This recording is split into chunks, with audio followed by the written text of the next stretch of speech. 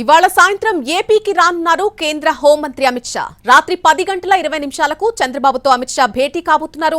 రేపు చంద్రబాబు ప్రమాణ స్వీకార కార్యక్రమంలో పాల్గొనున్నారు. రాత్రి 9 గంటలకు గన్నవరం ఎయిర్పోర్ట్ కు చేరుకుంటారు కేంద్ర హోంమంత్రి. ఢిల్లీ నుంచి ప్రత్యేక విమానంలో విజయవాడకు రానున్నారు అమిత్ షా.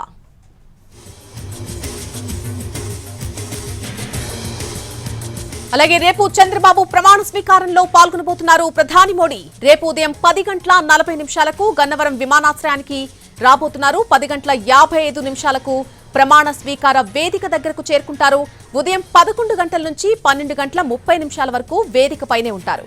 మధ్యాహ్నం 12:40 తిరిగి గన్నవరం విమానాశ్రయానికి చేరుకుని అక్కడి నుంచి భువనేశ్వర్ కు బయలుదేరి వెళ్తారు.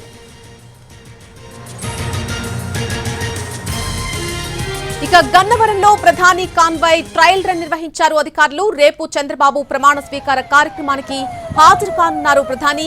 ఎయిర్పోర్ట్ నుంచి ప్రమాణ స్వీకార కార్యక్రమానికి వెళ్లనున్నారు. దీంతో ఎయిర్పోర్ట్ నుంచి కేసరపల్లిలోని ప్రమాణ స్వీకార వేదిక వరకు కూడా ట్రయల్ రన్ నిర్వహించారు అధికారులు.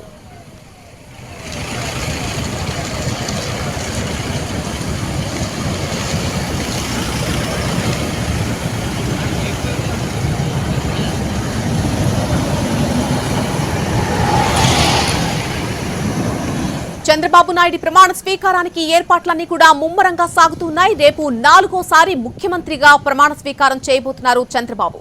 ఉదయం 11:27 కృష్ణా జిల్లా గన్నవరం మండలం కేసరపల్లి వద్ద ప్రమాణం చేయనున్నారు. ఈ కార్యక్రమానికి ప్రధాని నరేంద్ర మోడీ సహా పలువురు కేంద్ర మంత్రులు, ఇతర ప్రముఖులు హాజరు కానున్నారు. గన్నవరం ఎయిర్పోర్ట్ కి సమీపంలోని కేసరపల్లిలో ప్రమాణ స్వీకారానికి ఏర్పాట్లు ముమ్మరంగా సాగుతున్నాయి. గన్నవరం ఎయిర్పోర్ట్ ప్రధాన గేట్ నుంచి 800 మీటర్ల దూరంలో ఉన్నటువంటి సభా వేదిక దగ్గరకు ప్రధాని, కేంద్ర మంత్రులు నేరుగా చేరుకునేలా ఏర్పాట్లు చేస్తున్నారు. 14 ఎకరాల్లో సభా ప్రాంగణం సిద్ధం చేశారు. వర్షం పడినా కూడా ఎటువంటి ఇబ్బంది లేకుండా ఏర్పాట్లన్నీ కూడా చేస్తున్నారు. వీఐపీలకు 4 గ్యాలరీలు కేటాయించగా మిగిలిన ప్రాంగణంలో టీడీపీ, జనసేన, బీజేపీ అభిమానులు కూర్చునేందుకు వీలుగా సీటింగ్ సౌకర్యం కల్పించనున్నారు. 80 అడుగుల వెడల్పు, 60 అడుగుల పొడవు, 8 అడుగుల ఎత్తుతో స్టేజ్ అనేది కూడా రెడీ చేశారు.